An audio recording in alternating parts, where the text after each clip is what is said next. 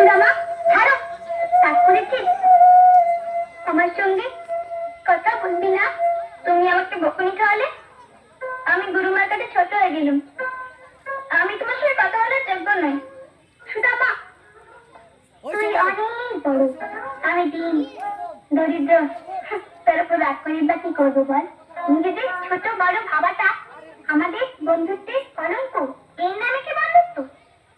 আমাকে মূর্খ ভেবে গুরুজনদের কাছে ছোট করা? না বন্ধু না, আমি পরীক্ষা করছিলাম তুই আমাকে কতটা ভালোবাসিস। তোর ভালোবাসা নিঃস্বার্থ, তোকে বোঝা যায়। এবার চল তাড়াতাড়ি কাজ করে বাড়ি ফিরে যাই, বৃষ্টি আসতে পারে। তুই এদিকে যা, আমি এদিকে যাই।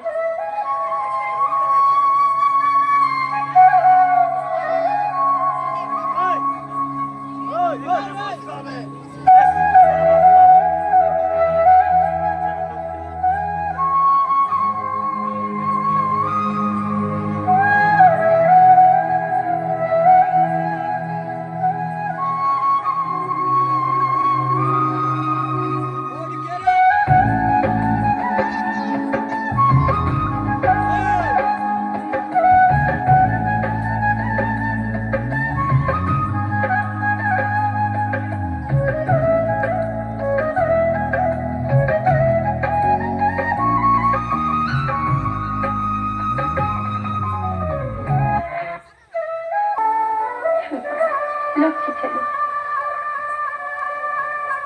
ঝোলা নিয়ে কোথায় চলেছেন স্বামী? কৃষ্ণ নাম প্রচার করতে।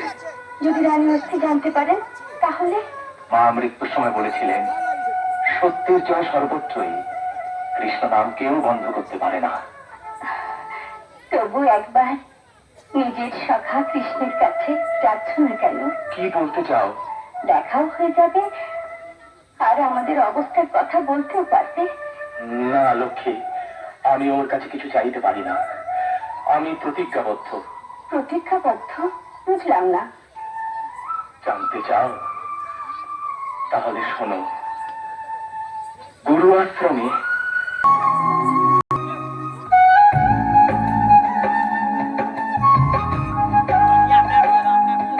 বন্ধু, তুই এতক্ষণ ধরে কাঠ ঘোরাচ্ছিস, খিদা লাগছে না? এখন দেখ তোর খিদা লাগবে।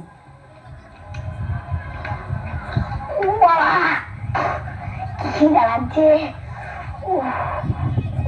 গুরুমার যে মিষ্টিটা দিয়েছিলাম তাই খেয়ে।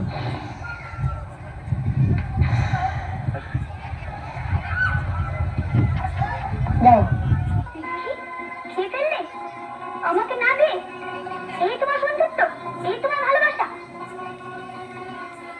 বেশ, তুই যেমন আমায় দিলি না, তেমনি আজ থেকে তোকে কিছু দেব না। বেশ, আমিও তোমার কাছে নিজের জন্য কোনোদিন কিছু চাইবো না। হ্যাঁ, কোনোদিন না। তুমি আমার কত বড় ভক্ত, তাই আজ থেকে আমি তোমার দৃষ্টিশক্তি কেড়ে নিলাম। দেখি তুমি এবারে কতটা এগিয়ে যেতে পারো। মাধব, কি ভেবেছ তোমার এই পরীক্ষায় আমি হেরে যাব? না, তোমার অভিশাপ আমি আজ থেকে মাথা পেতে দিলাম। অন্ধ হয়ে আজ থেকে আমার পথ চলা শুরু।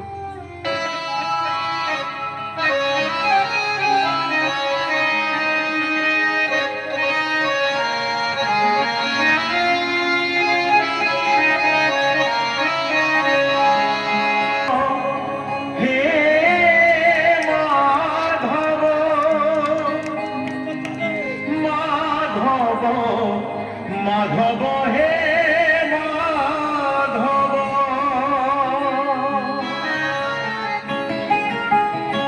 একটু হাতে তালি মুঠি পখারে পেটা পুরে মোরা, মুঠি পখারে পেটা পুরে মোরা, ছাপন ভোগরে নাহি তল মাধব হে মাধব, হে মাধব, মাধব হে মাধব।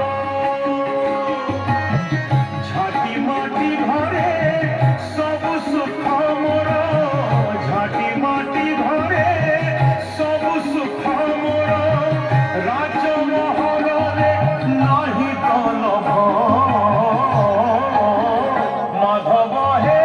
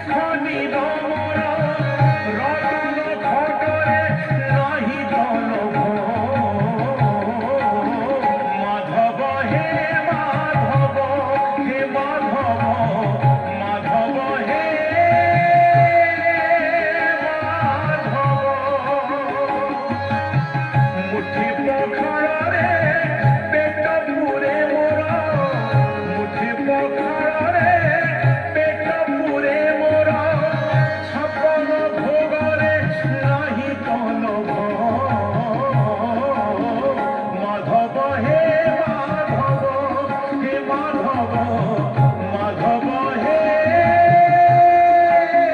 মাধব মাধব মাধব। আজ মনে হচ্ছে কোনো মায়ের বাথরুম পূজারীর মন মন্দিরে প্রাচীরে ফাটল ধরিয়েছে। ভক্তি ভক্তকে ছেড়ে যেতে দেখা যাচ্ছে, শরীর থেকে আত্মা আলাদা হতে দেখা যাচ্ছে। কখনো কখনো এমনও সময় আসে যাতে শুধু মানুষের আত্মাই নয়, পৃথিবী পর্যন্ত কেঁপে ওঠে। কিন্তু ভক্তের ভক্তি আর পূজারীর পূজা কখনো আলাদা হয়নি। এইমাত্র শুরু হইলো।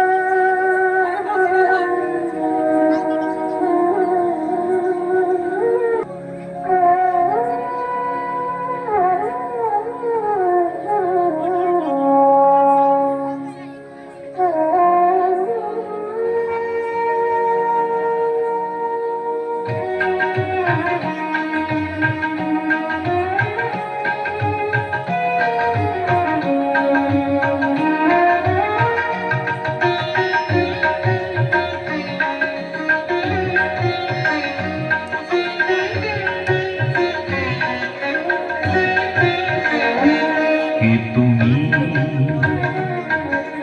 কাছে আছো তবু জানি না আছো কোনখানে। কে তুমি কাছে আছো তবু জানি না আছো কোনখানে।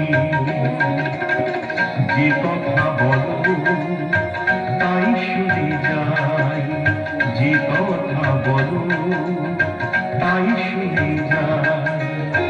বুঝি না তবু তার মানে, বুঝি না তবু তার মানে। কে তুমি কাছে আছো তবু জানি না আছো কোনখানে।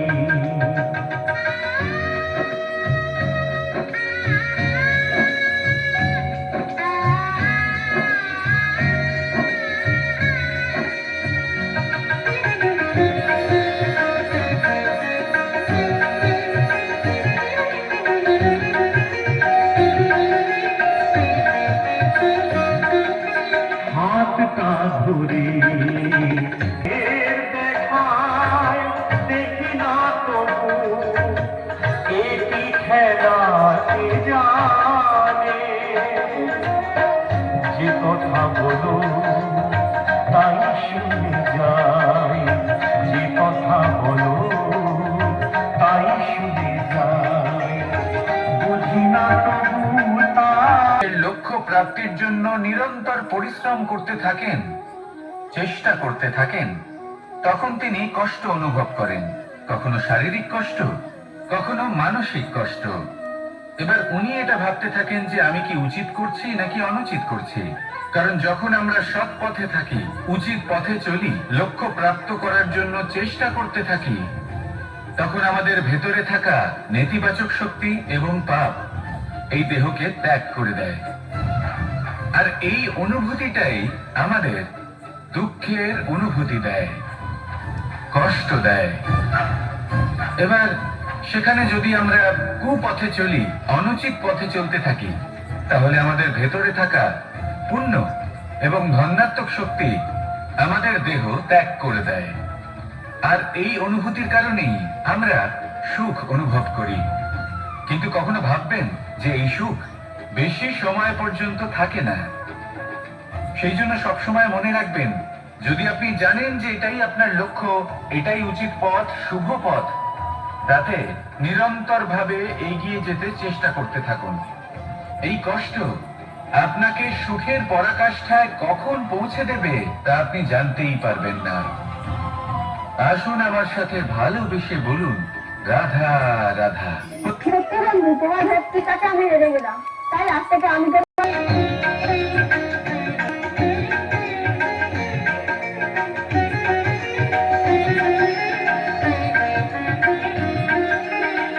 জানিব তুমি চাইবে যেদিন থামতে হবে আমায় সেদিন।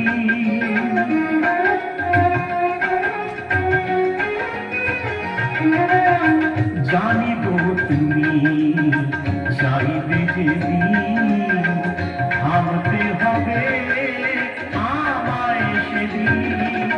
পাথর চরণ দাঁড়িয়ে যাবে, পাথর চরণ দাঁড়িয়ে যাবে বেলা শেষের সন্ধানে। যে কথা বলো তাই শুনে যাই, যে কথা বলো তাই শুনে যাই। বুঝি না তবু তার মানে, বুঝি না তবু তার মানে। কে তুমি কাছেই আছো তবু জানি না আছো কোনখানে। কে তুমি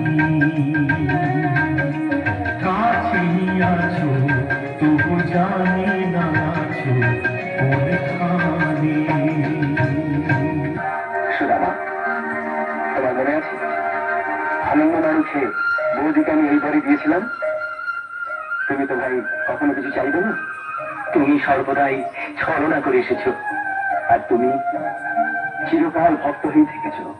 কিন্তু তোমার, শুধু তোমার বন্ধু বন্ধু